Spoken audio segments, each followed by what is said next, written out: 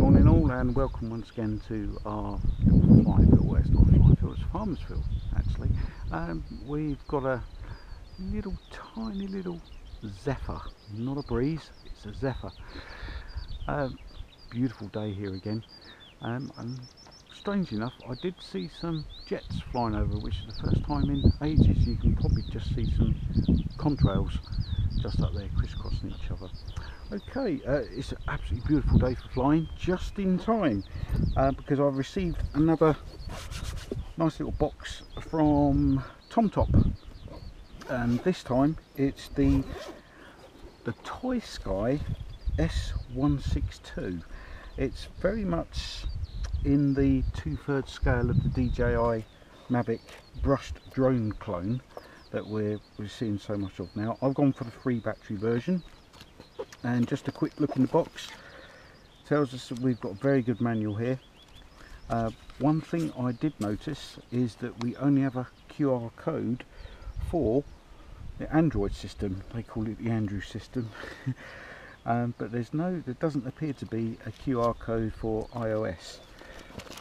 Okay, also in the box, in a little bag of goodies, we've got some spare props, only 2, not the full set, and the obligatory screwdriver, and a USB charging cable which goes into your battery. You'll see the battery will flash a purplish type of blue and red, and will go solid red, if I remember, when it's fully charged. Okay, onto the drone itself. The reason I've plumped for this one is because you'll notice it has a micro SD slot, so you don't have to rely on the Wi-Fi signal in order to record your footage. I've already done some test footage in the garden, and it's come out very well indeed, and the quality of the stills are very good. It's not quite, I've gone for the 5G 4K model, and as we know, the 4K will be an interpolation if I've pronounced that right, probably not, of the JPEGs and the video rendered up into the screen of the app. Okay, so on to the transmitter, and it's very much in the style of the DJI Mavic transmitter, more popularly known from the eSheen 58, and we've got some basic functions here which I'll go through with. Actually, I'll just give you a brief description. You've got the photo and the video button here, circle mode, and the rate switch. There are 3 rates there, each denoted by their separate beats. This is the compass calibration button, return to home, headless or hopeless mode as I like to call it, automatic takeoff, and we'll test that. We have the emergency stop button and a automatic landing button as well. Now if you're using a bigger phone like I am, you'll need to put some little pads in there, just so that when you put the phone into the slot, it doesn't end up turning the phone off, because you'll find that the buttons which control the on and off function and the sound, they'll make contact with the body underneath here. Right, so let's get things set up. We're going to put our mobile phone in first.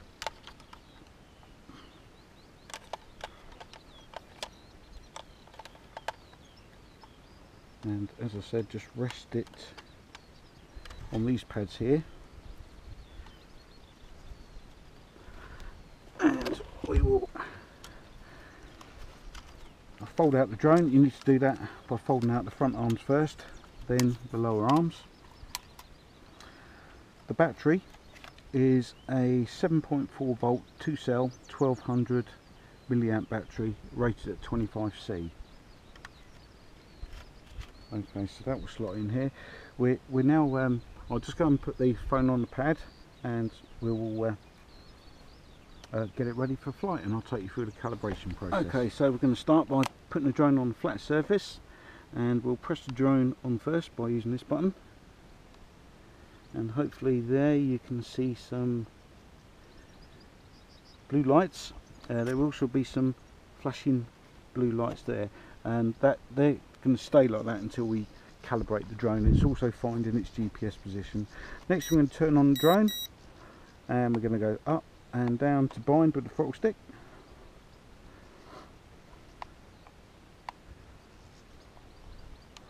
And we need to, the next thing we need to do is down and to the right with both sticks. That will calibrate the drone.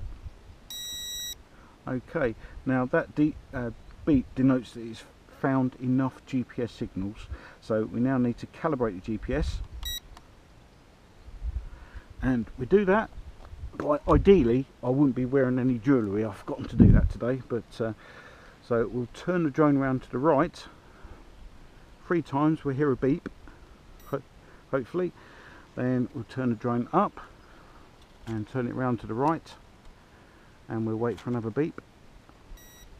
There we go, and we are all calibrated. The next thing we need to do, and I'm going to start DU recorder, is we're going to go into our Wi-Fi settings.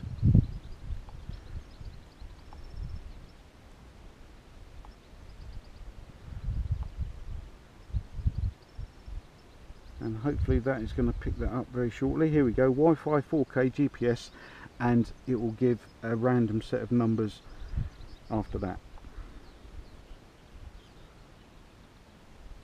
Okay, so we're connected and we're going to wait for a notification.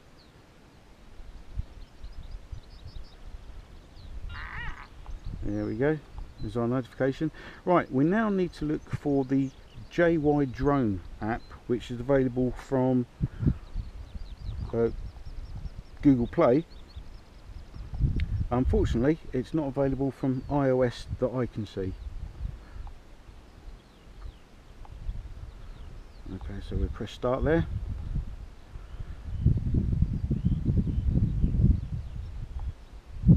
Okay, we come out of that mode because we're not flying it via the app, and we should have an indication of where we are. It's a map feature. Look, here we go. Yes. Okay, that's all working very well. We've got a number of different features on this app, including making a movie if you want to. Right, I'm not going to use that. I'm just going to go for a straight flying session today. Right, let's take a quick test photograph. Let's see if that will work. That's not a photograph, that's a video.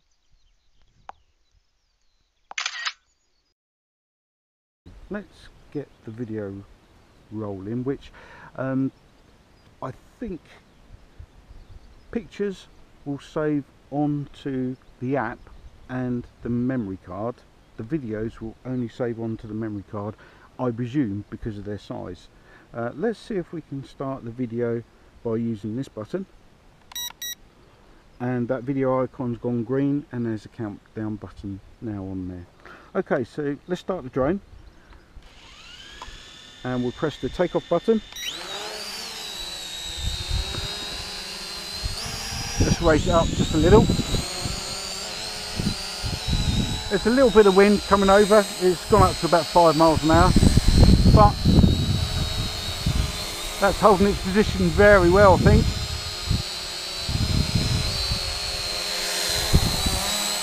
Right, we'll put it into rate 2.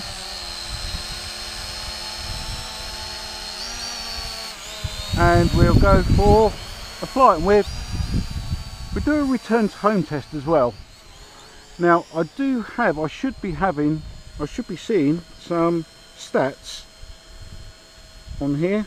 It looks as though there are some stats. I can't quite read the writing on there. It looks as though the distance might be 8 meters. I've probably got that wrong. The actual print on there is a little bit too small for my eyes. You'll probably see that on the app and the final video.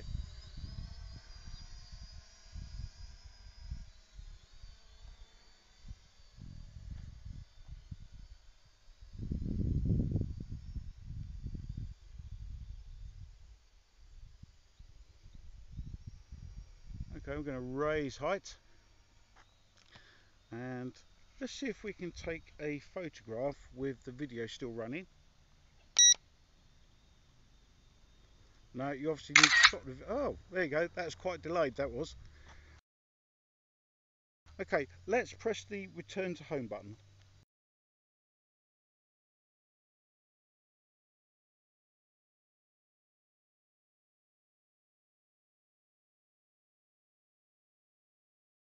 Okay, let's press the return to home button. And it looks as though it's turning around. I'm getting a continual beep. And it's coming back quite a pace, not quite as fast as the 4D RC F3 that I reviewed last week. But it's made its way back. It's just about overhead now. Apologies for the sunlight coming over from the left. And I'll come out of the sun. Okay, and it looks as though it's just, there we go. Okay, it's made a decision now. It's roughly knows where it is and it's coming down to land. As you can see here, I've got no inputs on there at all.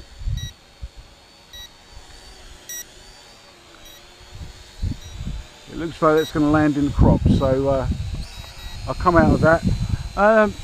That looks as though it's about 6 foot away.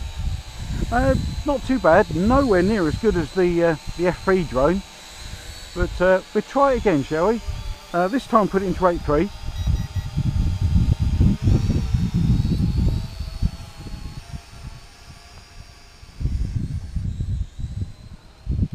And the video's still rolling.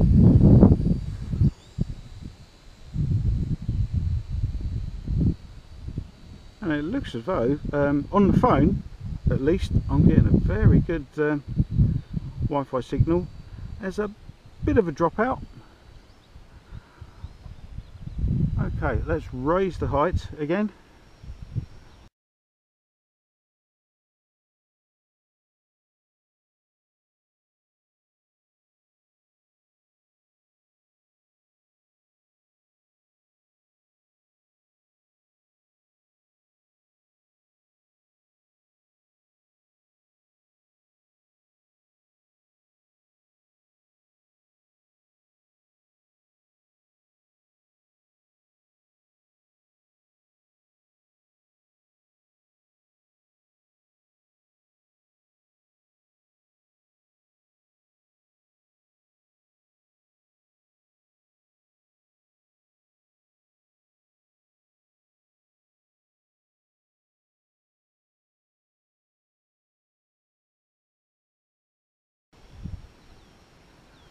Now I can't see what height that is, unfortunately.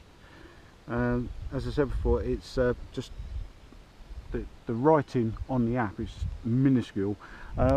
Let's give it another return to home. And I can see the drone, it's turning around, it's facing this direction.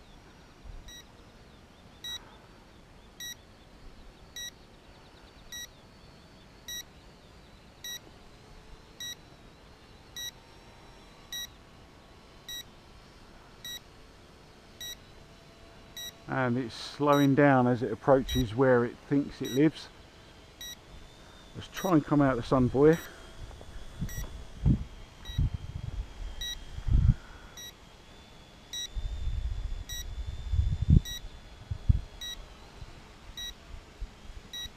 Okay, so it's hovering there for a while, and I think it's just gathering the information it needs to make a descent, which it's now doing.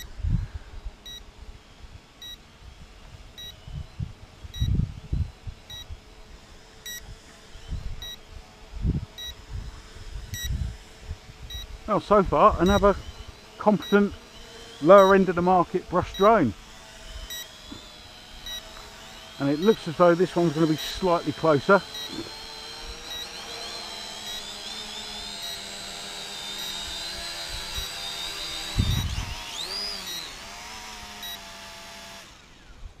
Very good, very good. Okay, that one was closer this time, around about 5 feet. Okay, well, we've still got some power in the battery, and you've got a battery indicator here. Next to it, have you got your Wi-Fi signal, and along here, I don't know if you can see it there, you've got an indication of how many satellites you've actually got. it's just too small for me to read at the moment. Okay, here we go. Start the drone again and automatic takeoff. So that's about a metre and a half maybe.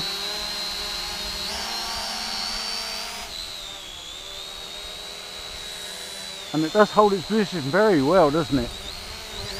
Alright, we're in rate 1, which we'll have a smooth flight with rate 1, shall we? And we're going to raise the height. Now, a brief read through the instructions tells me this has a low battery warning. So in theory, if the battery is getting low on here, it's going to give me warning and come back home. I'm not really one for testing batteries, especially when they're new. I don't really like to test them to their full extent. So that's not a good proposition for the long life of the battery. So that's in rate 1. We'll put it into rate 2. A little bit faster there.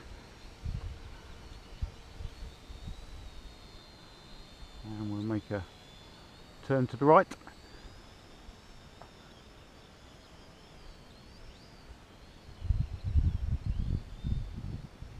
Okay, and we turn to the left when we come back.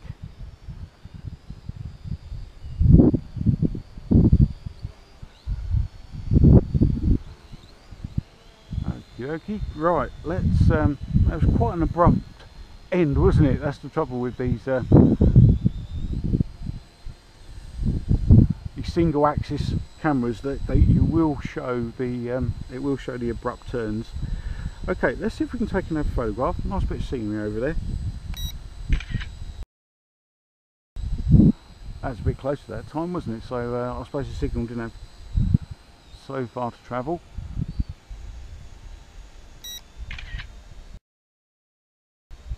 Yeah, very good. Okay, right. Let's see if we can try out an app function. It's very difficult to see. Let's take my glasses off here. We'll leave that there for the time being. I'll bring that down. We're going to rate 3, and we're going to come down in height.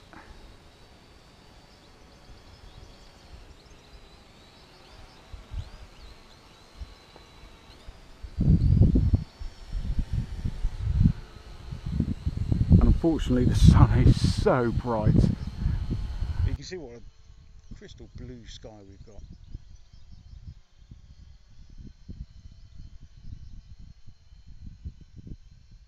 Okay, still coming down in height. We're going round to the left, and hopefully we'll be facing towards us.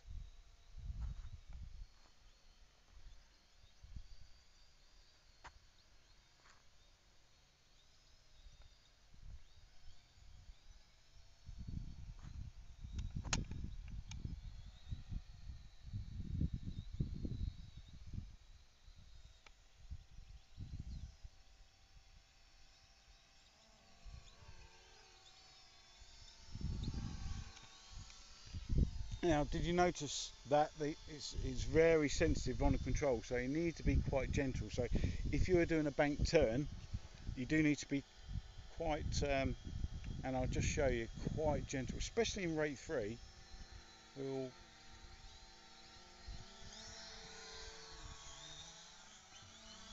And it's never a good idea to go into the sun. Don't do that if you can help it.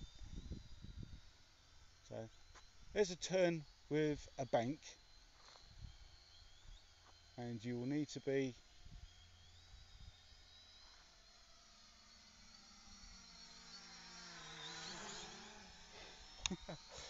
the right yaw there didn't seem to be too active, but it's active there. Let's try that again. So it's a bit of a bank and a yaw. Right, that's working that time. And we'll try the right hand side. That's better. Just need a bit more input on there to aid the turn.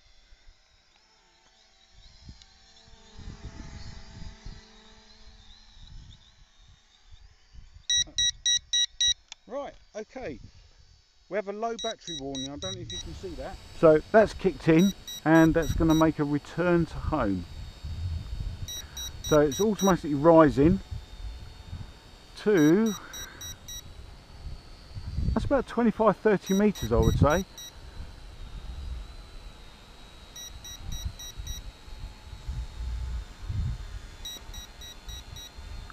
And hopefully, I don't know if you can see, but I can see blue flashing lights on there. That's part of the indication it's getting a low battery. Okay, so it's gathering its information again, and hopefully it'll start descending.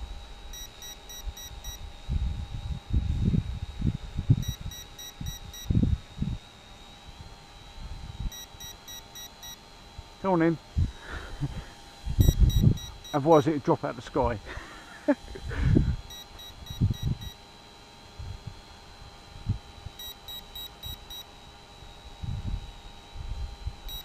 It's moved ever so slightly.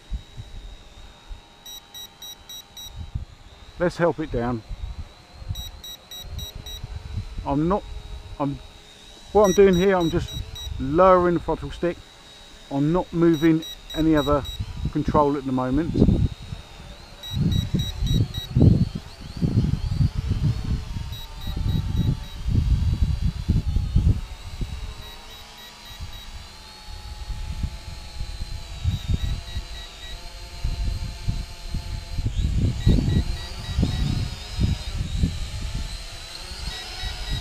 Right, so this is me and in the craft.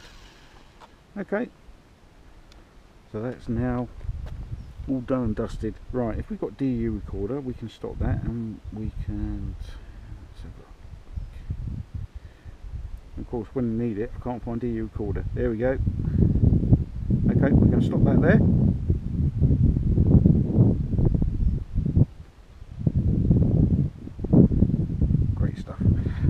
Okay, that was the first flight of the S162 from a company called Toysky, not to be confused with Topsky. They might be one and the same, I don't know, but you can see here we got the blue flashing lights there. That's certainly an indication of the battery has been drained of power, so we can turn that off. And we can now turn off, come out the app.